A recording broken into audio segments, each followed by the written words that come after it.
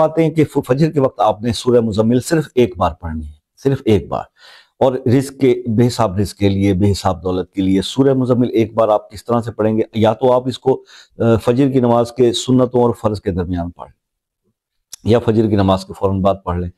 تو آپ نے صرف کرنا یہ ہے کہ 3 بار درود ابراہیمی پڑھنا ہے، اور اس کے بعد بسم اللہ جب سورہ مزمل شروع کریں گے، آیت نمبر 9 پر آپ رک جائیں گے، آیت نمبر 9 فَاتَّخِذْهُ وَكِيلًا، اس پر آپ رک جائیں گے، ٹھیک ہے؟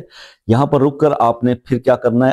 سورہ بقرہ کی آیت نمبر 137 فَسَيَكْفِيكَهُمُ اللَّهُ وَهُوَ السَّمِيعُ الْعَلِيمُ، اس کی ایک تسبیح یعنی 101 بار آپ نے یہ آیت پڑھنی ہے سورہ بقرہ کی۔ اس کے بعد پھر آپ نے سورہ مزمل کو کمپلیٹ کر لینا ہے۔ کمپلیٹ کرنے کے بعد پھر درود شریف 3 بار پڑھیں گے، اپنے دعا کریں گے اپنے لیے، اور اس کو اپنے سینے پر دم کر لیں گے۔ 41 ڈیز تک آپ نے یہ عمل جو ہے